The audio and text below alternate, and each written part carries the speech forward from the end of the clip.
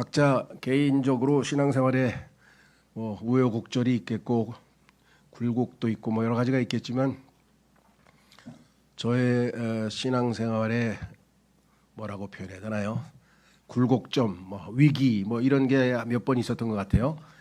그 중에 이제 첫 번째이면서도 가장 좀 뭐랄까 심했던 그 영적으로 뭐 얼마 되지 않았을 때 겪었으니까 잘 헤쳐나기가 쉽지 않았던 가장 혼란스러웠던 위기, 영적인 위기가 있었는데 그것은 뭐냐면 소위 말하는 성령 세례를 받아야 된다. 성령 세례를 받아야 된다. 구원을 받고 예수님 믿은 다음에 한 1년도 채 안 됐죠.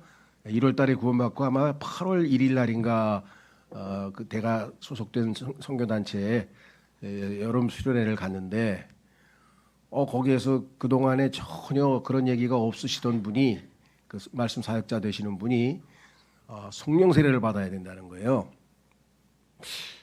아니 예수님 믿고 성령님으로 침례를 이미 받았잖아요. 우리는 고린도전서 12장 13절에. 근데 그때는 그런 구절을 잘 몰랐어요. 그래서 예수님 믿으면 성령께서 우리 안에 들어오시고 근데 뭘 또 성령을 또 왜 받지? 나는 이제 그렇게 생각을 하고 있었는데 구원을 위한 성령님이 임하시는 거는 내주하시는 성령님이시고 권능을 받아서 사역을 하고 하나님을 섬기고 전도를 하고 막 이렇게 능력 있는 신앙생활을 하려면은 성령이 upon 위에 내주가 아니라 속이 아니라 위에 임하셔가지고 역사하셔야 된다는 거예요.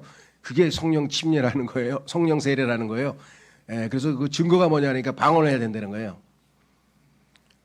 그래가지고 그냥 뭐 그 교회는 아니었고요. 그 당시에는 선교회였는데 선교회가 완전히 뒤집어졌어요. 그런데 하는 행동이 영 아닌 것 같아. 막 뛰어다니면서 그냥 막 사람들 머리를 막 뚝뚝 치면서 성령 받으라고 막 소리를 지르질 않나 뭐 주여 삼창을 하지 않나 막 난리 법석이 났어요. 그래서 이게 무슨 시장 도떼기 시장도 아니고 이게 뭔 짓이지? 그때 말씀이 딱 떠오더라고요. 하나님은 혼란의 창시자가 아니요. 하나님은 질서의 하나님이고 혼란의 창시자가 아닌데 이 혼란이 가중되는 걸 보면 이거는 성령이 아니고 이게 마귀의 영인가 본데. 그런데도 신앙 경력이 1년도 안 되니까 뭘 짧으니까 이게 함부로 잘 모르잖아요. 워낙 영적으로 어리니까 아무것도 모르니까 이걸 어떻게 해야 되나? 그런데 설교가 보니까 아직도 방언 못하신 분 손 들어오세요. 그러니까 자백을 더 하셔야 됩니다. 성령님은 깨끗한 사람에게 임해요. 아직도 더러운 사람은 성령님이 안 들어가요. 그래가지고 그냥 1시간 내내 자백을 했는데 안 오시는 걸 어떻게 해. 속된 말로 그냥 미쳐버리겠더라고요. 이건 언제까지 자백을 해야 이 맛이 나. 근데 이런 혼란이 여러분 묻지만요. 얼마나 대한민국의 많은 교회들과 기도원과 이런 데서 그냥 정말 마귀에게 미혹당해서 이런 짓거리들을 하고 계신 분들이 셀 수도 없이 많아요. 뭐 안타까운 일이죠. 그래서 그때 거기서 고민하다가 하여간 몇 개월 동안 시달리다가 아무래도 안 되겠다 그래가지고 거기를 이제 떠나게 됐었어요. 그런 체험이 한번 있었는데 다행히 이제 올바른 진리로 제가 이제 성령님이 어떠하신 분인지 소위 말하면 성령에 관한 교리, 성령론을 좀 자세하게 좀 잘 배움으로써 이제 극복이 됐죠. 사실 저희 교회에서도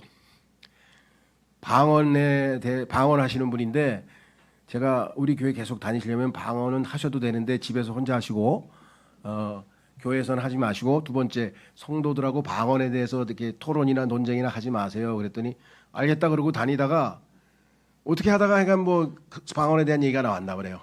그래가지고 그냥 자매님들이 아니 자매님 방언에 그거 아직도 몰라 하고 막 그래가지고 하여간 나가버리셨어요. 그 가족이 아주 나름대로 참 신실하게 잘 다니셨던 분인데 안타깝죠. 그뿐만 아니에요. 뭐 하여간 이거 관련된 여러 가지 부작용에 대해서 뭐 제가 더 이상 얘기하려고 하는 건 아니고 그만큼 성령의 시대, 지금 아버지의 구약 시대, 신약의 예수님이 직접 육체를 입고 예수님이 오셔서 사역하셨던 시대가 있고 그 다음에 지금 성령의 시대가 시작이 돼서 성령께서 강림하신 이후로 주님의 몸된 교회가 이 지상에 세워져 가지고 성령님께서 지금 이 선한 교회를 인도하고 이끌고 계시고 이런 와중인데도 불구하고 가장 성경에 대해서 그리스도인들이 무지한 것은 물론 하나님에 대해서나 예수님에 대해서도 뭐 자세하게 다 잘 알지는 못하지만 특히나 성령님에 대해서는 영적인 그런 존재라는 것 때문에 그런지 자꾸만 정말 분별을 잘 못하는 부작용이 엄청나게 일어납니다.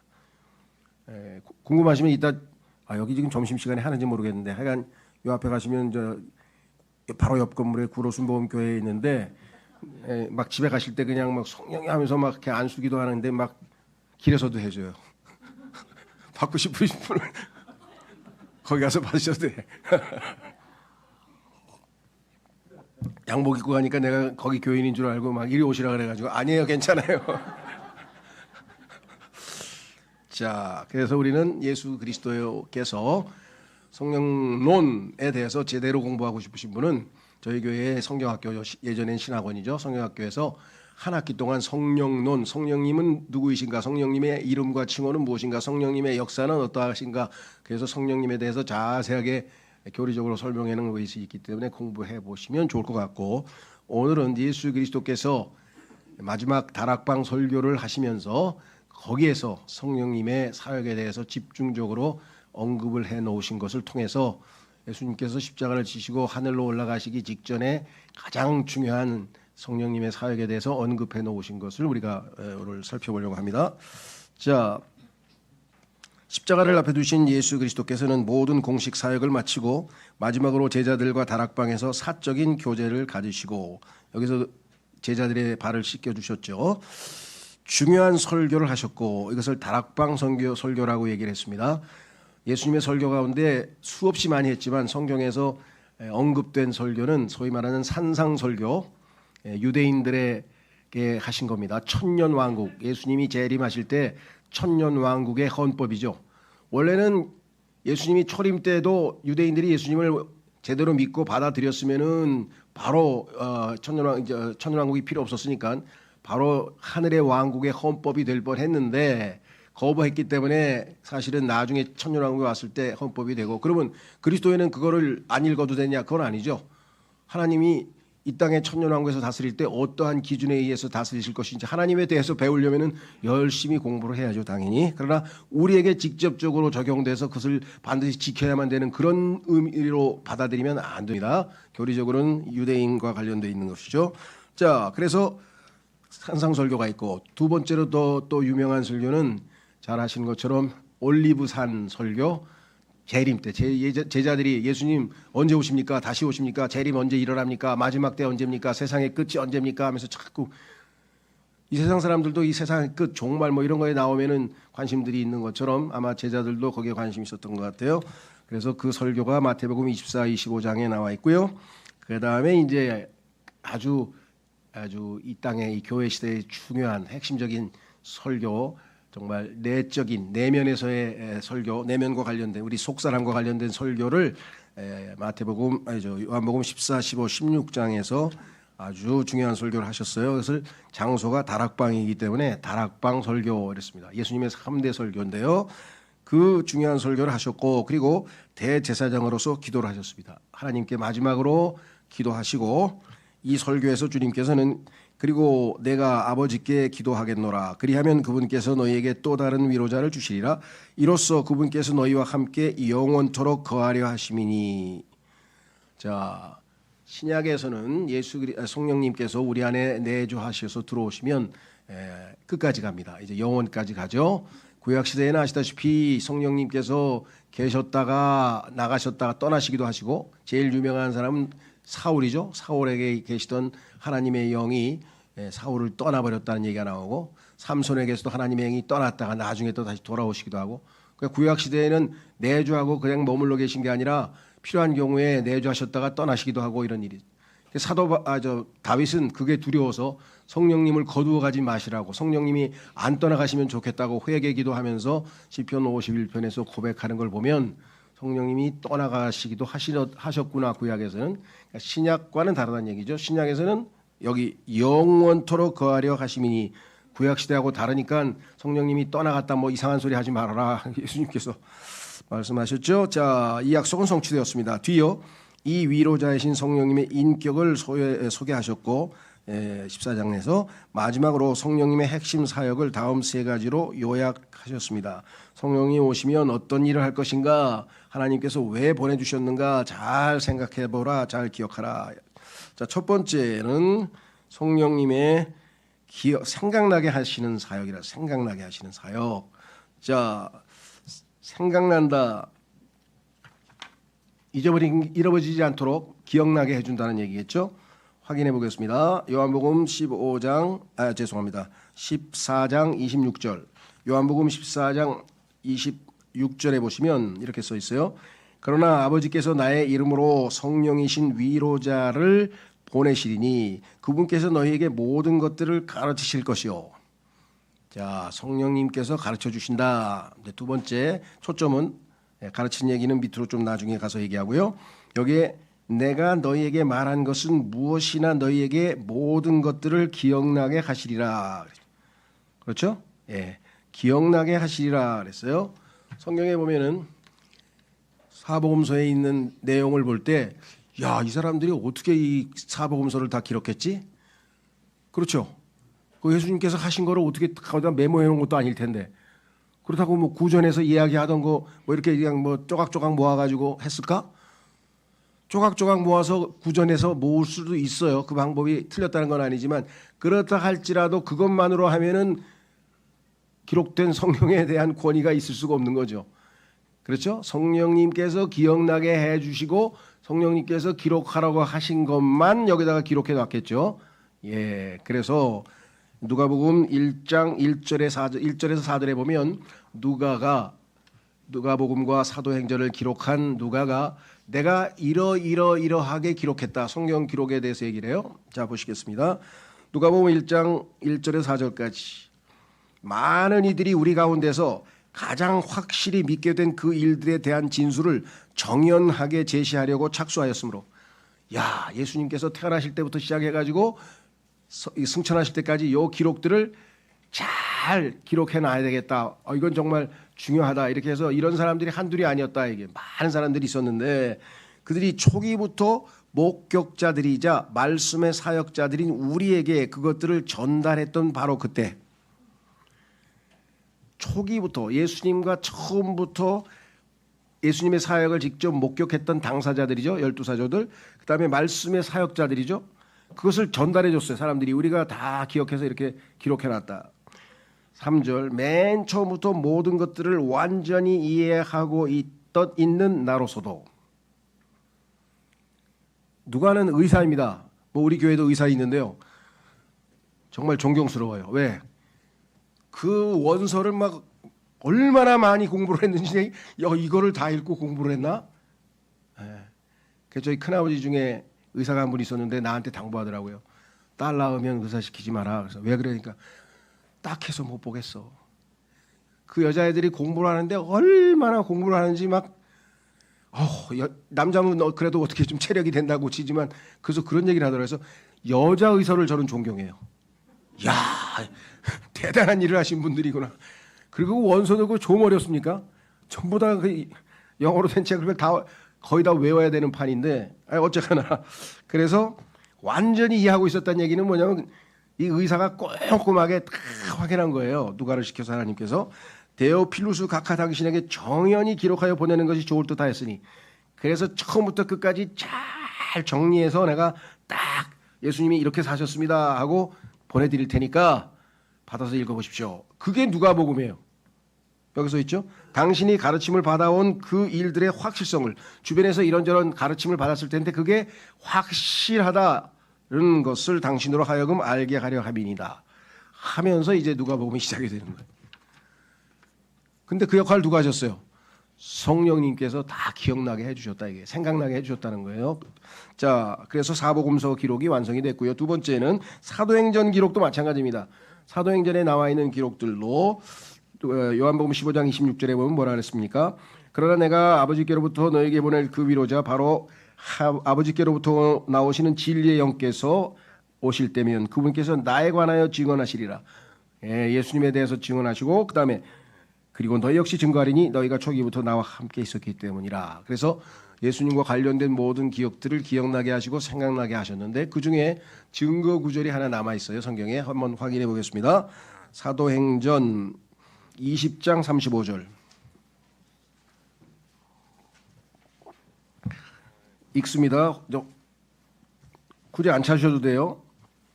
화면에다 띄었습니다. 내가 너희에게 모든 것들을 보여주어 왔으니 곧 그처럼 수고함으로써 마땅히 너희가 약한 자들을 지원해야 한다는 것과 내가 이제껏 너희에게 약한 사람들 지원해야 된다고 가르치지 않았냐. 두 번째, 주 예수의 말씀들, 예수님이 하신 말씀들 있지 않느냐. 즉 주는 것이 받는 것보다 더 복되도다 라고 그분께서 말씀하신 것을 기억해야 한다는 것이라. 근데 사복음서 싹 읽어보세요. 다 읽어도 예수님이 주는 것이 받는 것보다 더 복되도다 하신 말씀이 없어. 그래서 어떤 사람은 이거 틀린 것 같아요. 왜 그러니까 사복음서 아무리 뒤져봐도 이 말이 없다는 거야. 그래서 웃으면서 사복음서는 예수님이 하신 일에 10,000분의 1도 안 되고 필요한 것만 하나님이 적어 놓으신 겁니다. 그분이 한 행적들을 다 하려면 이 세상에 있는 모든 책들 그거 다 합쳐도 모자르다고 요한복음 뒤에 써 있어요. 그런데 어떻게 했어요? 이것은 필요하기 때문에 요 상황에서 필요하기 때문에 성령님께서 누가에게 사도행전을 기록한 누가에게 생각나게 해주셔서 아 예수님이 하신 이 말씀이 탁 떠오르면서 이거를 여기다 기록하라 하고 성령님께서 감동을 주셨겠죠. 이해가 되시죠? 그래서 사도행전에도 보면은 분명하게 생각나게 성령님의 사역 가운데 하나는 기억나게 하고 생각나게 하는 사역이 있다 이 말입니다. 그렇죠? 자, 그래서 우리는 두 가지를 봤고요. 이제 두 번째로 가시면 생각나게 하는 사역만 하시는 것은 아니고요. 자, 두 번째 보시면 성령님의 책망하시는 사역이라는 게 책망하시는. 성령님께서 책망을 하신대, 꾸중을 하시는데 자, 세 가지에 대해서 하신다고 성경에 써 있네요. 자, 확인해 보겠습니다. 16장 요한복음 16장 8절에서 11절까지 보시면 써 있어요. 자, 그리고 그분께서 오시면 친히 첫 번째 죄에 대하여 의에 대하여 심판에 대하여 세상을 책망하시리라. 하나님께서 세상을 이처럼 사랑하사 요한복음 3장 16절에 나와 있는 세상 그것은 세상 사람을 얘기하죠. 그러니까 성경에서 나오는 세상이라고 했을 때는 세상 사람이란 뜻이 문맥에서 아니면 세상 시스템, 세상의 그런 체계, 시스템이라고 할 수도 있어요. 그래서 너희가 세상에 동화되지 말라 할 때는 이 세상 시스템, 이 세상의 사고방식, 이 세상의 생활방식, 이 세상의 철학 그런 거에 동화되지 말라는 얘기고요.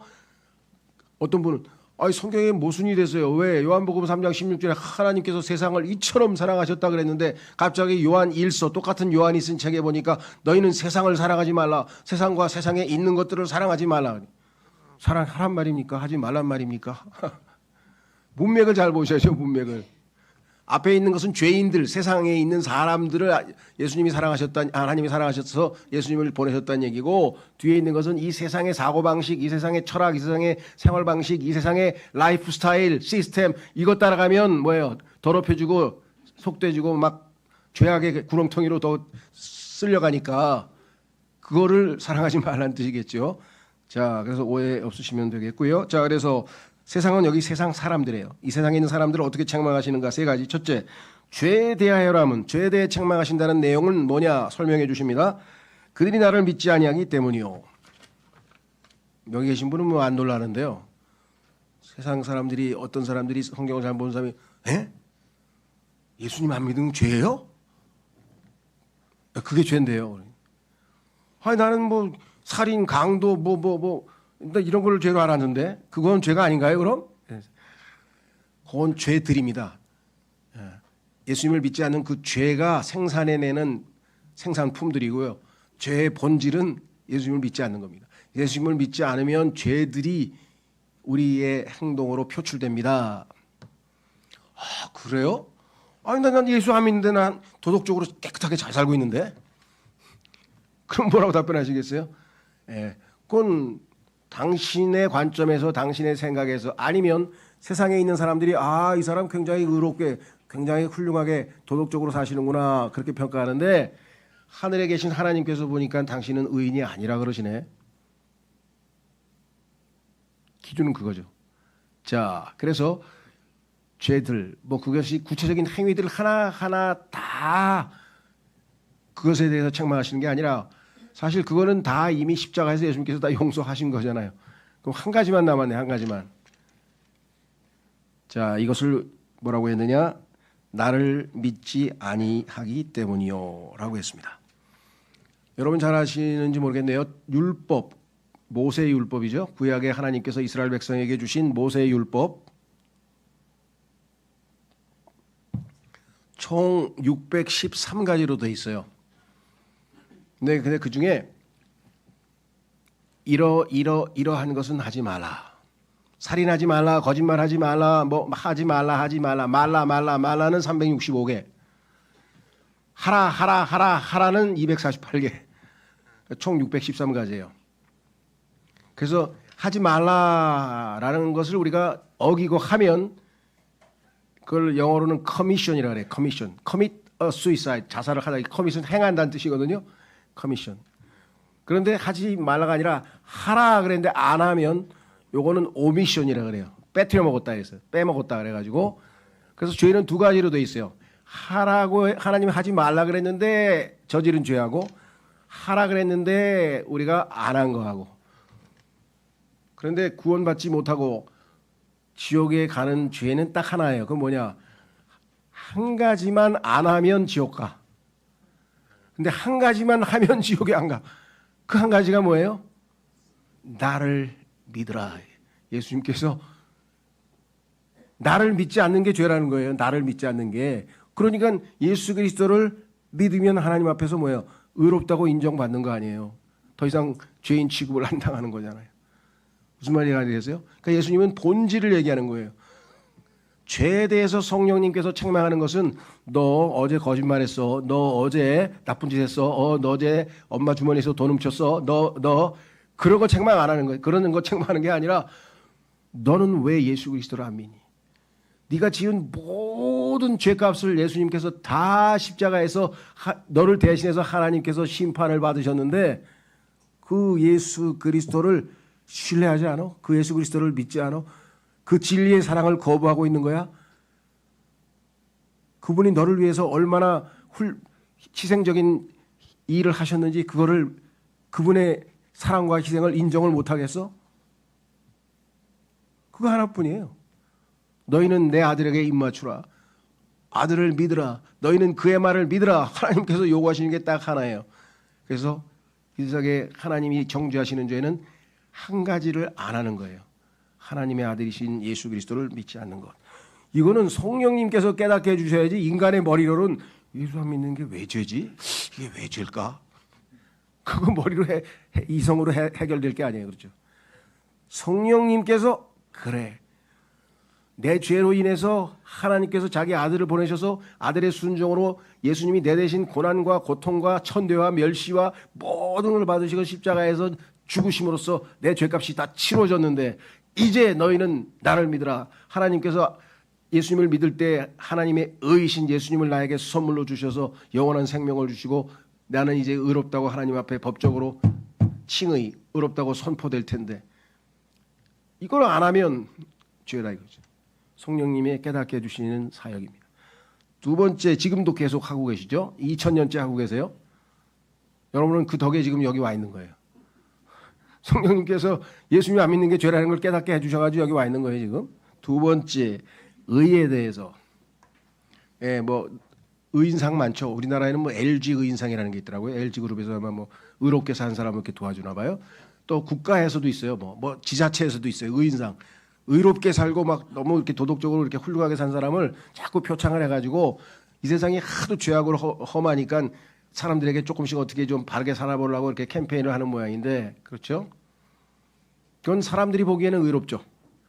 근데 하나님께서는 저 높은 셋째 하늘에서 딱 내려다보시니까 의인은 없나니 단 한 사람도 없도다. 단 단 한 명도 하나님의 기준에 찬 의인은 없어요. 의로운 사람 많은데요. 그런데 우리의 죄들은 말할 것도 없고 우리의 의로운 행동, 우리가 했던 훌륭하고 의로운 행동들마저도 하나님의 기준에서는 다 더러운 누더기 같다라고 이사야서 64장 6절에 써 있어요. 왜? 우리는 뭐 음식 어떻게 보면 맛있게 먹으려고 하는데 가만 있어봐.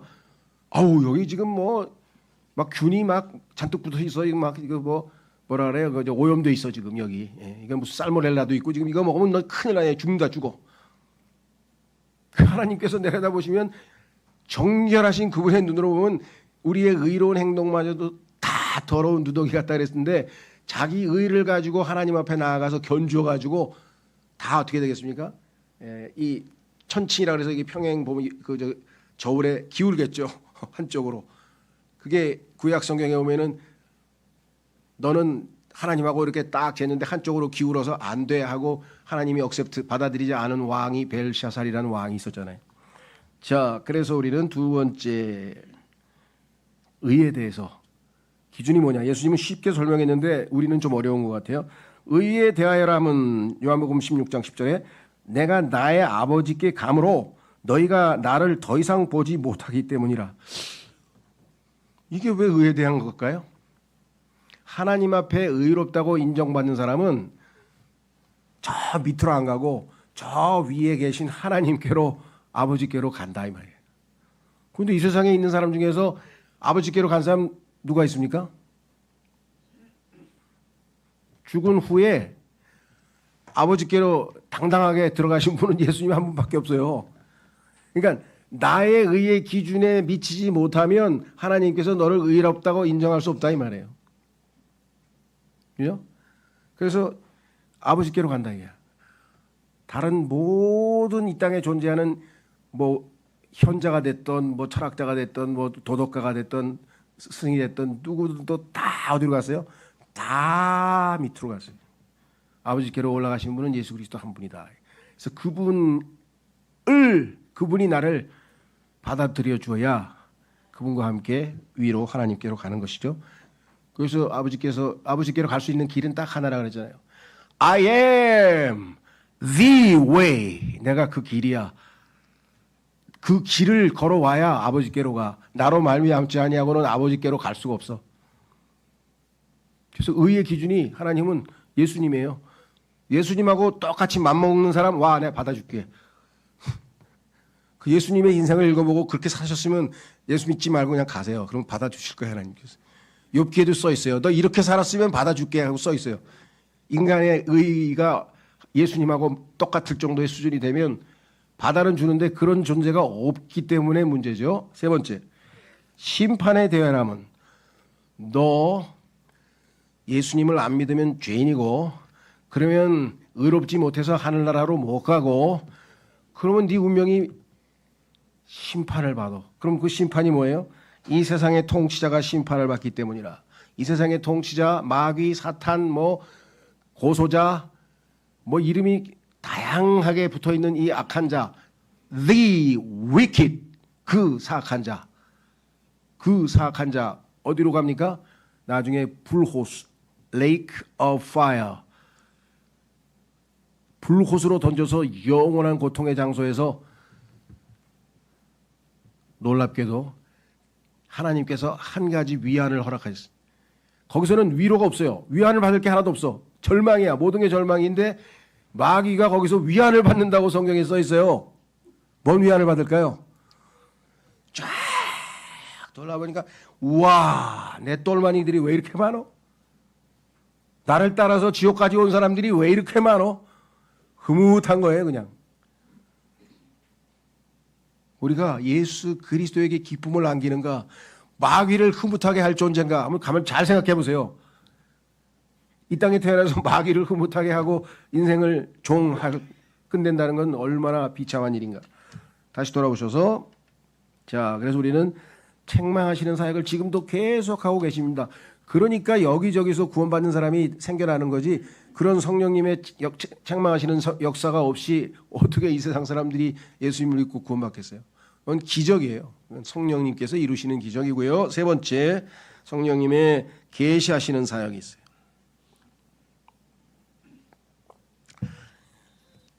두 번째에 계시하시는 책망하는 사역은 1차적으로 세상에 대해서 책망한다 했잖아요. 세상은 안 믿는, 아직 예수님을 받아들이지 않은 사람 얘기하는 거죠. 세상. 그러면 이번에는 뭐예요? 성령님께서 계시하시는 사역은 진리를 가르쳐 주려면 어떻게 되겠어요? 자, 디모데전서 2장 4절에 보면은 하나님께서는 모든 사람이 구원을 받기를 원하신다. 그게 아니고 구원을 받고 그다음에 뭐예요? 진리의 지식에 이르기를 원하신다 그랬어요. 그러니까 구원만 받고 행복해하는 사람은 절반만 지금 축복을 받은 거예요. 지금 그 다음에 진리를 배울 수 있는 자격이 생긴 거예요. 진리를 누릴 수 있는 향유. 예수님의 제자들이 뭐라 그랬습니까? 예수님께서 성경을 풀어서 설명해 주실 때 우리의 마음이 타오르지 않느냐. 마음이 기쁘고 막 무슨 뭐 콘서트 가고 뮤지컬 가고 뭐 그냥 가가지고 그냥 막 미친 듯이 그 몇 시간 가요? 한 길어야 3시간 하냐? 우리는 성경을 펼 때마다 아무 때나 언제든지 성령님께서 말씀을 조명해 주시고 진리를 인도해 주시면 마음이 기쁘고 타오르는 거잖아요. 그렇죠? 차원이 다르잖아요. 자, 그래서 여기 보시면 16장 마태복음 16장 12절에서 15절까지 보시면 이렇게 써 있습니다. 자, 16장 12절 받들어 읽겠습니다. 내가 너희에게 말할 것들이 아직 많이 있으나 요한복음 16장 요한복음 아니에요? 마태복음이라고 했어요? 그러니까 앞으로 자주 그냥 알아들으세요. 제가 그 말을 했는지도 모르고 있으니까. 자, 어떤 사람이 우리 아들이 굉장히 독특한 친구여서 왜 그래? 그러니까 우리 아들은 자기가 말을 할 때 무슨 말을 하는지를 몰라. 자, 그래서 여기 보시면 요한복음 16장 12절에서 15절. 자, 내가 너에게 말할 것들이 아직 많이 있으나 예수님께서 하고 싶으신 말씀은 많은데 예수님은 우리의 수준을 알기 때문에 지금은 너희가 그것들을 감당하지 못하느니라. 제자들이 지금 그것까지 감당할 수 없어요. 왜? 지금 엄청난 스트레스가 쌓여 있잖아요. 예수님 막 비판 당하시지, 예수님 그 십자가에서 죽으신다 그러지 이게 막 마음이 무거워요. 그래서 지금 안 된다. 하지만 진리의 영이신 그분께서 오시면 너희에게 방안을 주실 것이다.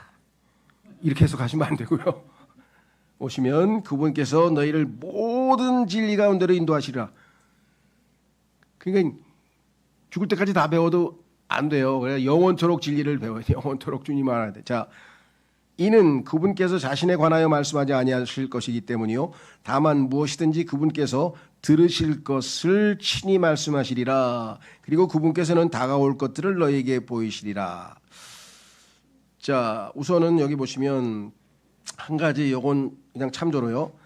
그분께서 자신에 관하여 말씀하지 아니하실 것이기 때문이다. 이렇게 번역을 했는데요. 다른 킹제임스 성경 번역본들에 보면은 대부분 다 그분께서 스스로 말씀하지 아니하실 것이요 이렇게 돼 있어요. 이게 of himself를 어떻게 번역하느냐? 번역으로는 두 가지가 가능한 것 같아요. 성경에 보면은 성령님이 오시면 예수님을 영화롭게 하고 예수님에 대해서 증언하기 때문에 자기 자신을 드러내거나 자기 자신에 관해서는 말씀하지 않는다. 그런 관점에서 틀리게 번역한 건 아닌 것 같은데 이 문맥에서는 여기 보시면 뒤에 나와 있잖아요. 뭐라고 했냐면 그분께서 들으실 것을 친히 말씀하리라니까 자기 스스로 자기의 자의적으로 하는 게 아니라 아버지께로부터 예수님으로부터 들은 것만 말씀하시리라. 이런 면에서 봤을 때는 스스로라고 하는 게 문맥에는 맞지 않을까 생각해요. 번역에는 문제가 안 되는 것 같아요. 그래서 이 문제는 조금 유보해 놓고 자, 중요한 건 하여간 뒷부분이죠. 뭐라 그랬습니까? 들으신 것을 예수님도 말씀하셨어요. 내가 아버지께서 들으신 것만 아버지께로부터 들은 것만 얘기한다고 예수님도 요한복음에서 여러 번 말씀하셨어요. 자, 그래서 뭐라고 했느냐?